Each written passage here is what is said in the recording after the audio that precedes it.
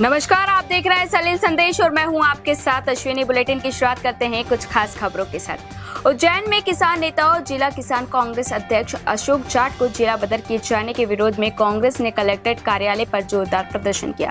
इस दौरान कांग्रेस कार्यकर्ता और पुलिस के बीच धक्का मुक्की भी हुई। वहीं प्रदर्शन के दौरान कांग्रेस कार्यकर्ता तरणताल से पैदल मार्च करते हुए कोठी पैलेस पहुंचे, जहां पुलिस ने बैरिकेड्स लगाकर रास्ता रोक दिया था, लेकिन कार्यकर्ताओं ने बैरिकेड्स हटाकर अंदर जाने की कोशिश की, जिसके बाद पुलिस ने हल्का बल प्रयोग किया और इस दौरान कुछ कार्यकर्ताओं को मामूली चोटें भी आईं। इस दौरान विधायक महेश परमार ने चेतावनी देते हुए कहा कि यदि किसान नेता अशोक जाट पर की गई जिला बदर की कार्रवाई वापस नहीं ली गई तो कांग्रेस बड़ा आंदोलन करेगी, जिसमें पार्टी के वरिष्ठ नेता भी शामिल होंगे। आज हम सब हमारे किसान नेता, किसानों की बात रखने वाला, किसानों को न्याय की बात करने वाला, मंडी में किसानों का अत्याचार होता है तो अशोक जाट खड़ा होता है। किसान सोसाइटी में, बिजली विभाग में, जहाँ जहाँ किसानों का अत्याचार होता है अशोक जाट आगे खड़ा रहता है। उस अशोक जाट को, किसानों की, हजारों लाखों किसानों की आवाज था। आज पूरे मध्य प्रदेश का किसान, हमारे किसान कांग्रेस के प्रदेश अध्यक्ष, जाट समाज के जितने भी पदाधिकारी, जितने भी किसान संगठन है, हमारे कांग्रेस पार्टी के विधायक दिनेश जैन, भैरू सिंह बाबू, दिलीप गुजर, हमारे अध्यक्ष मुकेश पार्टी की और तमाम संगठन आज अशोक जाट को न्याय दिलाना है। 8 तारीख को भी हमने धर्मेंद्र भाई और हमने धरना दिया था। ये शुरुआत है। जैसा भी सभी किसान संगठन और कांग्रेस पार्टी के साथ ही सब मिलकर तय करेंगे, हम आगे निर्णय लेंगे। आज आपके माध्यम से मुख्यमंत्री जी और शासन प्रशासन, कलेक्टर साहब, एसपी साहब, सुन लो, ये किसान है, शुरुआत है। एक किसान के बेटे को दबाने का आपने प्रयास किया, उसकी ये स्थिति है कि अभी आवाज अभी बाकी है। कार्यालय में नहीं बैठ पाओगे आप सब लोग, भागना पड़ेगा। अभी तो हम गांधीवादी तरीके से, किसान जब अपना हल लेकर आएगा कहीं जगह छिपने की नहीं मिलेगी इन लोगों को। हमारे किसान नेता अशोक जाट के ऊपर जो हमारे यहाँ के कलेक्टर महोदय जो जिला बदर की कार्रवाई की, उसको लेकर आज पूरी कांग्रेस पार्टी, पूरी किसान समाज कौम पूरी यहाँ उपस्थित है। मैं तो कलेक्टर साहब से एक बात कहना चाहती हूँ कि आपको तो अशोक जाट का प्रतिवाद करना था। अशोक जाट जो किसानों के सम्मान के लिए खड़े रहते, किसानों की आवाज उठाते, जो किसानों की लड़ाई लड़ते, जो चीज आप जो चोरी अशोक जाट ने पकड़ी, जो चोरी आप नहीं पकड़ पाए, वो हमारे अशोक जाट ने पकड़ ली। माननीय कलेक्टर महोदय, कान खोल के सुन लो कि आप जो किसी सत्ता विशेष के पीछे रह के जो आप कार्रवाई कर रहे हो, जो आप किसी सरकार के एजेंट बन के कार्रवाई कर रहे हो ना, ये आपकी कार्रवाई से कांग्रेस पार्टी है, ये किसान नेता है, ये आपकी कार्रवाई से नहीं डरने वाले। मैं तो ऐसे लगते ही इधर निकल आया। अजमेर रेंज आईजी ने मंगलवार को भीलवाड़ा पहुंचकर पुलिस कंट्रोल रूम का निरीक्षण किया। इस दौरान उन्होंने व्यवस्थाओं का जायजा लेते हुए अधिकारियों को आवश्यक दिशा निर्देश दिए। साथ ही आईजी ने जिला के पुलिस अधिकारियों के साथ बैठक कर कानून व्यवस्था, अपराध नियंत्रण और लंबित मामलों की समीक्षा भी की और बैठक में पुलिस व्यवस्था को और मजबूत करने पर चर्चा की गई। जांजगीर चांपा जिले के धुरकोट गांव में फूड पॉइजनिंग का मामला सामने आया है, जहां एक ही परिवार के 4 बच्चे बीमार हो गए। इनमें से एक 12 साल के बच्चे की तो मौके पर ही मौत हो गई, जबकि 3 अन्य बच्चों का जिला अस्पताल में इलाज जारी है। और जानकारी के मुताबिक बच्चे छुट्टियां मनाने अपने मामा के घर आए थे और परिजनों ने बताया कि बच्चों ने रविवार शाम को तरबूज खाया था और रात में चिकन खाया। देर रात 12 वर्षीय अखिलेश दीवार की तबीयत बिगड़ गई और उससे उल्टी दस्त शुरू हो गए। सुबह हालत ज्यादा खराब होने पर अस्पताल ले जाया गया, लेकिन रास्ते में ही उसकी मौत हो गई। वहीं 13 साल के भूपेंद्र धीवर समेत 3 अन्य बच्चों की तबीयत भी बिगड़ने पर उन्हें जिला अस्पताल में भर्ती कराया गया, जहां उनकी हालत फिलहाल सामान्य बताई जा रही है। जिला अस्पताल के डॉक्टरों ने बताया कि मामला फूड पॉइजनिंग का लग रहा है। हालांकि मौत की असली वजह पोस्टमार्टम रिपोर्ट के बाद ही साफ होगी। डॉक्टरों ने लोगों से फल और खाद्य पदार्थ अच्छी तरह साफ करके ही खाने की अपील की है। कल इस समय बच्चों ने शाम को तरबूज खाया था सभी ने, और रात में उन्होंने चिकन खाया था, ये बताया जा रहा है।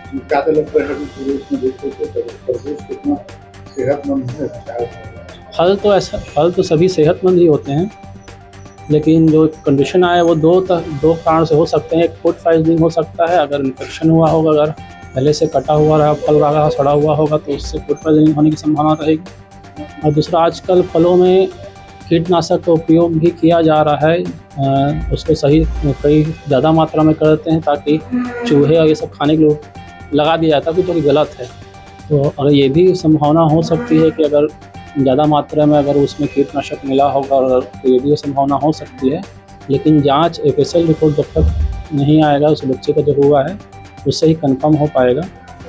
टीकमगढ़ के कोतवाली थाना क्षेत्र अंतर्गत हनुमान सागर गांव में एक व्यक्ति का शव पेड़ पर लटका मिलने से सनसनी फैल गई और सूचना के बाद मौके पर पहुंची पुलिस ने शव को कब्जे में लेकर जांच शुरू कर दी है।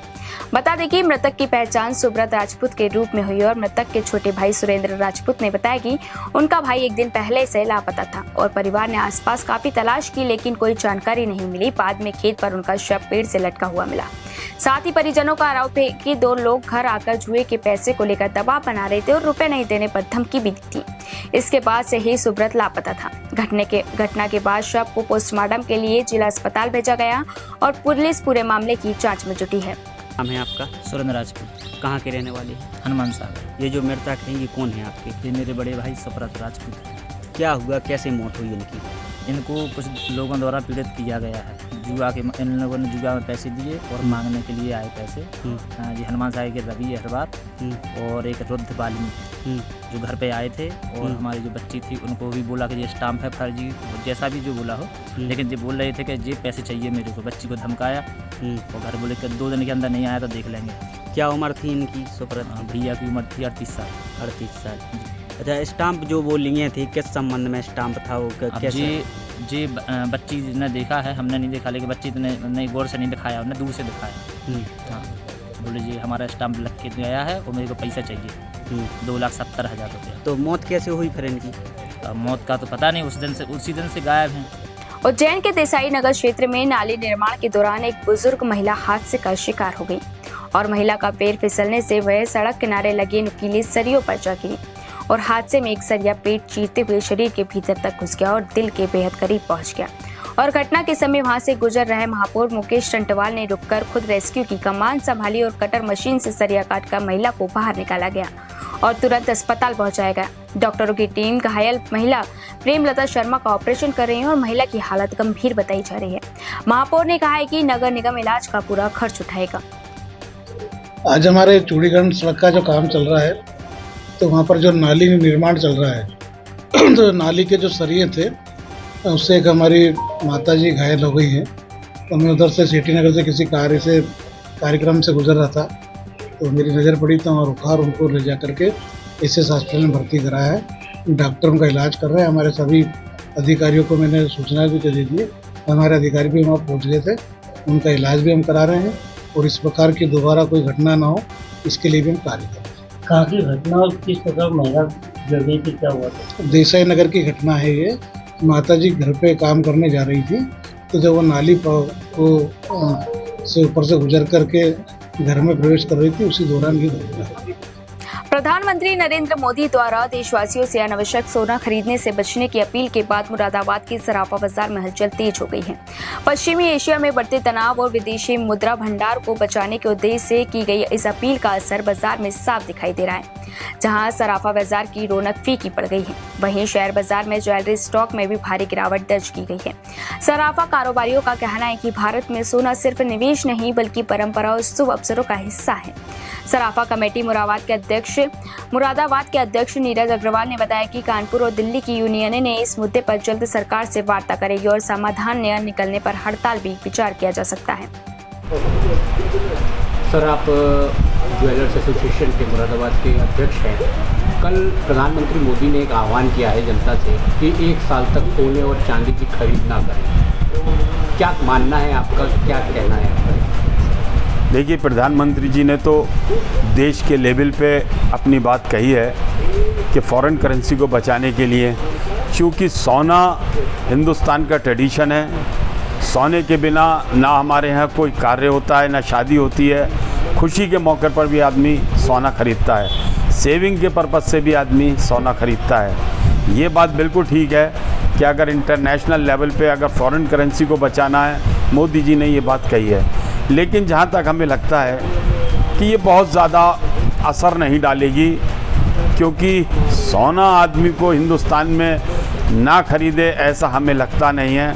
इस स्टेटमेंट पर क्या ज्वेलर्स एसोसिएशन पर या ज्वेलरों पर क्या प्रभाव पड़ रहा है? ज्वेलर्स पर कोई प्रभाव नहीं पड़ेगा। बेसिकली उनका कहना ये है जो आप पर पुराना गोल्ड पड़ा है उसे ही एक्सचेंज करके आप नया लीजिए, बाहर से इंपोर्ट ना कराइए जिससे कि हमारे यहाँ पर फॉरेन करेंसी बाहर जाए। अच्छा, आम आदमी तो ये सोच रहा है कि प्रधानमंत्री मोदी की अपील के बाद वो थोड़ा बच रहा है सोना चांदी की खरीद से, तो उनसे आप क्या कहना? ऐसा नहीं है, 1-2 दिन में सारी चीज़ें क्लियर होंगी है और इसे सही तरीके से गाइड करने की जरूरत है। उन्नाव जिले के बिहाटा मुजाबर थाना क्षेत्र के ग्राम पिटना निवासी नन्नू अपने लापता बेटे की तलाश में पिछले 1 साल से दर दर भटक रहे हैं। पीड़ित पिता के अनुसार 7 मई को सोशल मीडिया पर वायरल एक वीडियो से उन्हें बेटे का सुराग मिला, जिसमें रौनक का शहर के पूरन नगर स्थित आव्या भाव्या रिसोर्ट में कुछ लोगों द्वारा बंधक बनाकर मजदूरी और गलत धंधों में लगाए जाने की बात सामने आई है।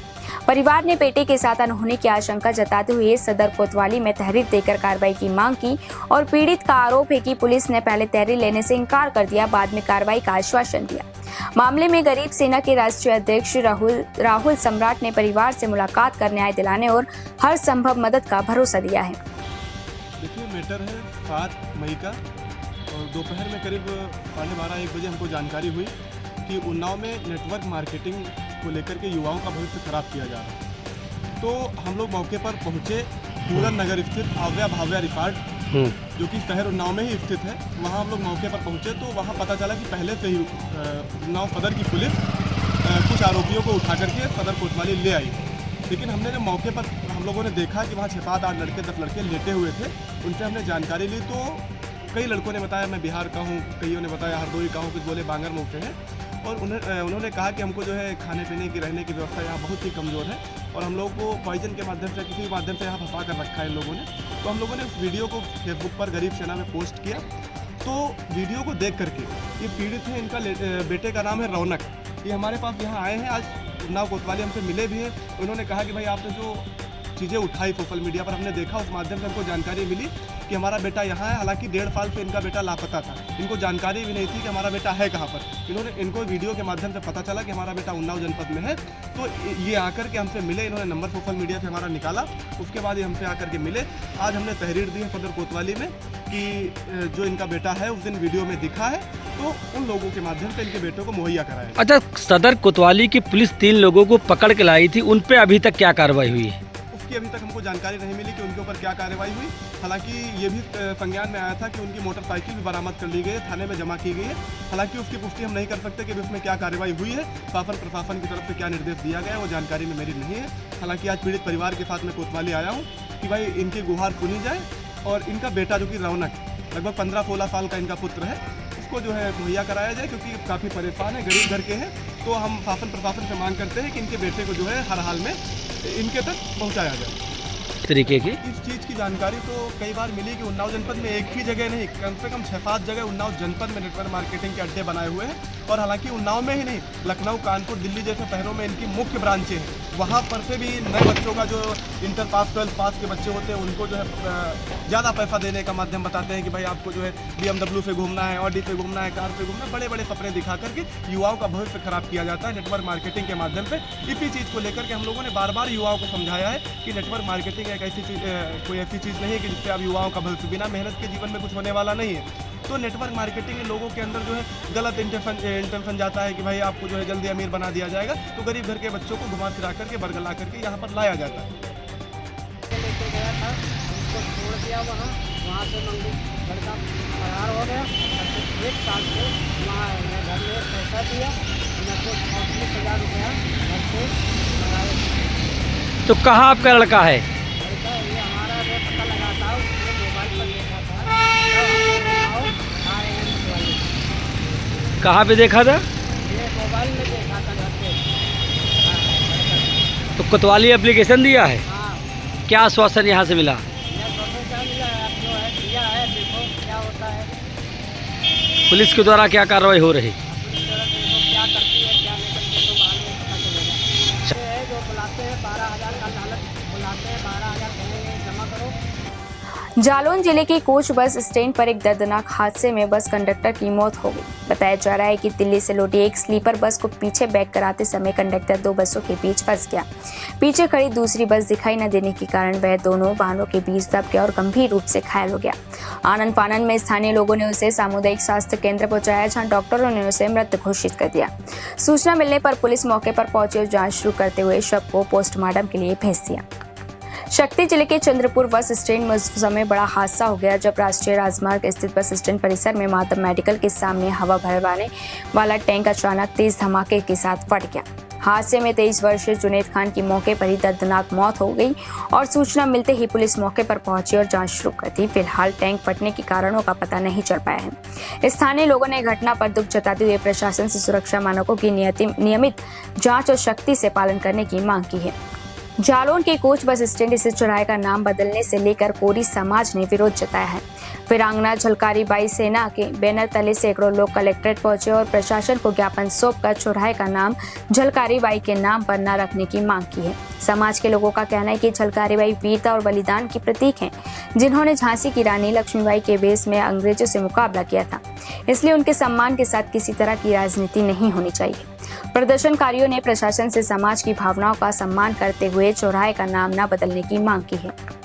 मुरादाबाद जिले के कुंदरकी थाना क्षेत्र का एक वीडियो सोशल मीडिया पर तेजी से वायरल हो रहा है, जिसमें कुछ लोग मारपीट और पथराव करते हुए दिखाई दे रहे हैं। बताया जा रहा है कि मामला डीजे की तेज आवाज को कम करने के विरोध से जुड़ा था और आरोप है कि डीजे की आवाज कम करने की बात कहने पर दबंगों ने पीड़ित के घर पर पथराव शुरू कर दिया और घटना का वीडियो सोशल मीडिया पर जमकर वायरल हो रहा है। मामले के बाद इलाके में तनाव का माहौल है और पुलिस पूरे प्रकरण की जांच में जुट चुकी है। कानपुर के कोतवाली थाना क्षेत्र में पुलिस कमिश्नर ऑफिस के पास उस वक्त हड़कंप मच गया जब एक महिला मोबाइल टावर पर चढ़ गई और जमकर हाई वोल्टेज ड्रामा करने लगी और महिला की पहचान नंदिनी के रूप में हुई, जो अपने पति राकेश सिंह निहार को जेल से छुड़ाने की मांग कर रही थी। जानकारी के मुताबिक राकेश सिंह निहार पॉक्सो एक्ट के मामले में जेल में बंद है। थाना सचेडी पुलिस ने 11 नवंबर 2025 को उसके खिलाफ कार्रवाई की थी और टावर पर चढ़ी महिला बार बार यही कहती रही कि पहले मेरे पति को जेल से बाहर लाओ तभी नीचे उतरूंगी और मौके पर पहुंची पुलिस बल ने तैनात कर दिया। ज्वाइंट पुलिस कमिश्नर, डीसीपी और एसपी समेत कई अधिकारी मौके पर पहुंचे और महिला को समझाने का प्रयास करते रहे। काफी देर तक चले समझाइश और बातचीत के बाद महिला को सुरक्षित नीचे उतारने की कोशिश जारी रही और घटना के चलते इलाके में लोगों को भारी भीड़ जमा हो गई। बिजनौर जिले के नजीबाबाद शहर स्थित चौक बाजार में शॉर्ट सर्किट के चलते कपड़े की एक दुकान में भीषण आग लग गई, जिससे कपड़ा मार्केट में अफरा तफरी मच गई। आग इतनी तेज फैली कि आसपास के दुकानदारों में हड़कंप मच गया और सूचना मिलते ही अग्निशमन विभाग की 4 गाड़ियां मौके पर पहुंची और आग पर काबू पाने का प्रयास किया। समय रहते फायर ब्रिगेड की टीम पहुंचने से बड़ा हादसा टल गया। हालांकि दुकान स्वामी को करोड़ों रुपए के नुकसान की आशंका जताई जा रही है। मौके पर पुलिस पहुंची और प्रशासनिक अधिकारी भी पहुंचे और स्थिति का जायजा लिया। औरैया की एस प्लाजा में भारत में बौद्ध धर्म का निर्माण कैसे किया जाए विषय पर एक गोष्ठी आयोजित की गई, जिसमें बहुजन समाज के बुद्धिजीवी और सामाजिक कार्यकर्ता शामिल हुए और कार्यक्रम के मुख्य अतिथि विनायाचार्य भत्ता जी मुंबई से औरैया पहुंचे, जहां उन्होंने अपने ओजस्वी संबोधन में बहुजन समाज से गौतम बुद्ध और समाज के महापुरुषों के विचारों पर चलने का आह्वान किया। सर, आपके द्वारा महाबौद्ध मुक्ति आंदोलन चलाया जा रहा, उस पर राज्य सरकार व केंद्र सरकार ने अभी तक क्या आश्वासन दिया? अभी आश्वासन तो हमें अभी जो नए मुख्यमंत्री बने सम्राट चौधरी जी, तो उनके मुख्यमंत्री बनने से पहले हमारी बातचीत हुई थी, तो उन्होंने अपने इलेक्शन के दौरान सभाओं में बोला था, तो हमने उस बात को लेकर इनसे बात की, तो उन्होंने कहा कि अगर चांस मुझे मिला, कभी मैं चीफ मिनिस्टर बना, तो बने नहीं थे, तो मैं निश्चित ही कुछ कर पाऊंगा, कि अभी मेरे हाथ में है नहीं है, तो अभी वो बन गए हैं। तो अभी हमने उनके पीए से बातचीत हमारी हुई, तो अभी उन्होंने जैसे कुछ उनका प्रोग्राम हुआ, अभी पटना में शपथ समारोह हुआ, तो हमें लगता है कि अभी नेक्स्ट वीक में हमारी उनसे मुलाकात हो जाएगी, तो एक अपना जो उनके दिमाग में एक ओपिनियन है वो निकल के आ जाएगा, वो क्या चाहते हैं। बिजनौर के मंडावर थाना क्षेत्र में पेट्रोल पंप के पास उस समय दहशत फैल गई जब एक गुलदार अचानक आम के पेड़ पर चढ़ गया। क्षेत्र में लगातार गुलदार के हमलों से ग्रामीण पहले से ही भयभीत हैं और पेड़ पर गुलदार को देखकर बाग मालिक ने तुरंत वन विभाग को सूचना दी, जिसके बाद वन विभाग की टीम मौके पर पहुंचकर रेस्क्यू अभियान में जुट गई। गुलदार को पकड़ने के लिए जाल बिछाकर उसे सुरक्षित कैद करने की कोशिश की जा रही है। वहीं गुलदार को देखने के लिए मौके पर ग्रामीणों की भारी भीड़ जमा हुई है। वन क्षेत्र अधिकारी महेश गौतम ने बताया कि टीम लगातार निगरानी करे और जल्द ही गुलदार को सुरक्षित पकड़ लिया जाएगा। सर, ये जो गुलदार का रेस्क्यू हुआ है, यहाँ पर क्या मामला है? एक्चुअली आज सुबह सूचना मिली कि जो है बाग में जो है गुलदार है, तो गुलदार की सूचना पर हमने पूरे स्टाफ को भेजा। उन्होंने जो है देखा कि गुलदार बैठा हुआ है, तो पूरा कॉम्बिंग की गई। कॉम्बिंग करने के बाद नेट किया गया। नेट करने के बाद एकदम बड़े जान पर रिस्क लेके जो है उस गुद्दे को काट के हमारे जो जितने भी वनकर्मी हैं, जैसे रुचित चौधरी, हेमंत जी हैं, अजय है, ये सब उन्होंने और जो कुछ जनता के भी लोग थे बड़ी बहादुरी के साथ उसको जो रेस्क्यू कराया और उनके लिए बहुत बहुत धन्यवाद। मथुरा जिले के छाता तहसील के बहादाबल गांव में खेतों की ओर घूम रहे हिरण के एक बच्चा पर आवारा कुत्तों ने हमला कर दिया, जिससे वह गंभीर रूप से घायल हो गया। घटना के बाद ग्रामीणों ने हिम्मत दिखाते हुए कुत्ते को भगाकर हिरण की जान बचाई और ग्रामीणों ने तुरंत वन विभाग को सूचना दी, लेकिन काफी देर तक कोई टीम मौके पर नहीं पहुंची। इसके बाद गौ सेवक कमल ठाकुर की टीम को जानकारी दी गई, जिस पर वीरेंद्र ठाकुर अपने साथियों के साथ मौके पर पहुंचे और घायल हिरण को सुरक्षित ले जाकर इलाज की व्यवस्था कराई। ग्रामीणों ने वन विभाग की कार्यशैली पर नाराजगी जताते हुए कहा कि समय पर सहायता नहीं मिलने से वन्य जीवों की जान खतरे में पड़ रही है। साथ ही क्षेत्र में बढ़ते आवारा कुत्तों के आतंक पर भी चिंता जताई गई है। क्या नाम है आपका? मेरा नाम वीरेंद्र ठाकुर है, मैं एक गौ सेवक गौरक्षक हूँ। आप एक गौ सेवक हैं। जैसे गांव वालों ने आपके लिए फ़ोन किया है हिरण के बच्चे के लिए, तो आप इसे लेने आए, क्या करेंगे इसके साथ? हम इसको लेने आए और पहले तो हमने सूचना करी वो वन विभाग वालों को, जो कि उन्होंने बहुत टाइम लगा दिया। हमारे बाबा ने हमारे पास कॉल की कि एक हिरन का बच्चा है जो कि बहुत ज़्यादा परेशान है और कुत्तों ने भी फाड़ दिया है। तो हमने ज़्यादा से ज़्यादा 5 से 7 मिनट लगाई इनके पास आने में, और वन विभाग वालों ने ये बता रहे हैं कि हमने 1 घंटे पहले कॉल किया और उनका ही काम है वन विभाग का। जैसे ये हिरन का बच्चा हुआ, मोर हुआ और भी और जानवर हुए, तो वन विभाग वालों का काम है। और हम जैसे इनकी सेवा करते हैं और वीडियो भी अपलोड करते हैं अपने सोशल मीडिया पे, तो हमारे नाम पे केस कर देते हैं वन विभाग वाले, जिनसे हमें बहुत परेशानी भी होती है। मैं कुछ दिन में अभी छूट के आया हूँ यही केस में। बिजनौर के थाना कोतवाली शहर क्षेत्र में महिला पुलिस कर्मी से चेन स्नैचिंग की वारदात सामने आई है, जहां बाइक सवार बदमाशों ने घटना को अंजाम दिया, जिसकी पूरी वारदात पास लगे सीसीटीवी कैमरे में कैद हो गई। घटना का वीडियो सोशल मीडिया पर तेजी से वायरल हो रहा है और वारदात के बाद इलाके में सुरक्षा व्यवस्था को लेकर सवाल खड़े हो गए हैं। लोगों का कहना है कि जब पुलिसकर्मी ही सुरक्षित नहीं है तो आम जनता की सुरक्षा कैसे सुनिश्चित होगी। मामले में एसपी सिटी कृष्ण गोपाल सिंह ने बताया कि पुलिस टीम जांच में जुटी और जल्द ही घटना का खुलासा किया जाएगा। देखिए, दिनांक 10 मई 2026 को थाना कोतवाली शहर जनपद बिजनौर में एक महिला के साथ चैन स्नैचिंग की घटना कारित की गई थी। इस संबंध में तत्काल घटनास्थल पर निरीक्षण किया गया। महिला द्वारा दी गई तहरीरी सूचना के आधार पर स्वतंत्र धारा में अभियोग पंजीकृत करते हुए घटना के सफल अनुरोध स्वाट एसओजी एवं पुलिस टीम को लगाया गया है। घटना से संबंधित महत्वपूर्ण सीसीटीवी फुटेज एवं अन्य इलेक्ट्रॉनिक साधन संकलित किए गए हैं। जो सस्पेक्टेड है उनके संबंध में महत्वपूर्ण लीड मिली हुई है। जल्द ही घटना का सफल अनावरण करते हुए संबंधित अभियुक्तों को गिरफ्तार करके न्यायिक सुरक्षा में जेल भेजा जाएगा। मुरादाबाद में बीजेपी नेताओं ने महिला आरक्षण बिल के विरोध में मतदान करने को लेकर सपा सांसद रुचि वीरा के आवास के बाहर लगातार दूसरे दिन भी प्रदर्शन जारी रखा। बारिश के बीच महिलाएं छाता लेकर प्रदर्शन स्थल पर पहुंची और जमकर नारेबाजी की और प्रदर्शनकारी महिलाओं का कहना है कि विपक्ष ने महिला आरक्षण बिल का विरोध कर महिलाओं की आवाज दबाने का प्रयास किया और सपा सांसद रुचि वीरा को इसका जवाब देना होगा। बीजेपी नेताओं ने चेतावनी देते हुए कहा कि आगामी चुनाव में महिलाएं विपक्ष को मुंहतोड़ जवाब देंगी। आज हमारी महिला हैं, कल से हमारा प्रदर्शन चल रहा है। 11 तारीख से शुरू है और 14 तारीख तक चलेगा। और हमारी महिलाएं बारिश में भी घर में नहीं बैठी हैं। उन्होंने कहा कि धरना हमारा बराबर जारी रहेगा, इसलिए बारिश में भी हमारी महिलाओं ने धरना प्रदर्शन लगातार करा है। आपने कवरेज करी है, देख ही रहें और करती रहेंगी। जब तक हमें 33% आरक्षण हम हासिल नहीं करेंगे तब तक हम बैठेंगे नहीं घरों में। क्या मांग रही है आज? यही मांग है हमारी कि 33% जब तक आरक्षण नहीं होगा तब तक हम धरना प्रदर्शन करते रहेंगे रुचि वीरा जी के यहाँ पर, और हमसे जब तक मिलेंगे नहीं तब तक हमारा धरना प्रदर्शन चलता रहेगा। कानपुर में परेड ग्राउंड की दुकानों को हटाने के नगर निगम के फैसले का विरोध लगातार बढ़ता जा रहा है और सीपीआईएम नेताओं और व्यापारियों ने जिलाधिकारी कार्यालय पहुंचकर ज्ञापन सौंपा और कार्रवाई को गरीब विरोधी बताया। इस दौरान पार्टी नेताओं का कहना है कि बिना वैकल्पिक व्यवस्था और पर्याप्त समय दिए सैकड़ों दुकानदारों की रोजी रोटी छीनना अन्याय है। साथ ही व्यापारियों ने यह भी बताया कि परेड ग्राउंड में वर्षों से बाजार लग रहा है और यहाँ करीब 600-700 दुकानें संचालित हैं। वहीं सीपीआईएम जिला सचिव इमरान उसुद्दीन रिजवी ने नेतृत्व में पहुंचे प्रतिनिधिमंडल ने प्रशासन से मांग की है कि पहले ही व्यापारियों के पुनर्वास की व्यवस्था की जाए और नेताओं ने चेतावनी दी है कि जल्दबाजी में कार्रवाई हुई तो पार्टी सड़क पर उतरकर आंदोलन करेगी। श्रावस्ती में व्यापार संगठन के कार्यकर्ताओं ने नारी शक्ति बंधन अधिनियम के समर्थन में कलेक्ट्रेट पहुंचकर प्रदर्शन किया। इस दौरान कार्यकर्ताओं ने पदयात्रा निकालकर जोरदार नारेबाजी करते हुए विपक्षी दलों के खिलाफ आक्रोश व्यक्त किया और प्रदर्शनकारियों का कहना था कि यह अधिनियम महिलाओं को राजनीतिक रूप से सशक्त बनाने की दिशा में एक बड़ा कदम साबित होगा। बाद में व्यापार संगठन के पदाधिकारियों ने अपनी मांगों को लेकर अतिरिक्त मजिस्ट्रेट को राज्यपाल के नाम संबोधित ज्ञापन सौंपा। जिलाध्यक्ष ने कहा कि महिलाओं को राजनीति में अधिक भागीदारी और सम्मान मिलना चाहिए। यही कि जो बिल लाया गया था महिला आरक्षण बिल के लिए, नारी शक्ति बंधन अधिनियम के तहत उसको लागू किया जाए और महिलाओं को, हमारी मातृशक्ति को 33% का आरक्षण मिलने का काम। अगर ये बिल पास नहीं होता तो अगला ग्रुप क्या होगा? निश्चित तौर पे हम लोग धरना प्रदर्शन करेंगे। हमें पूर्ण रूप से अपने प्रधानमंत्री विपक्षी दलों के खिलाफ जो है, और हमें पूर्ण रूप से विश्वास है कि आदरणीय मोदी जी ने जो ठाना है उसको पूरा करके दिखाएंगे। मथुरा के जमुना पार स्थित लक्ष्मीनगर क्षेत्र का जमुना पुल लगातार हो रही घटनाओं के चलते चर्चा का केंद्र बना हुआ है।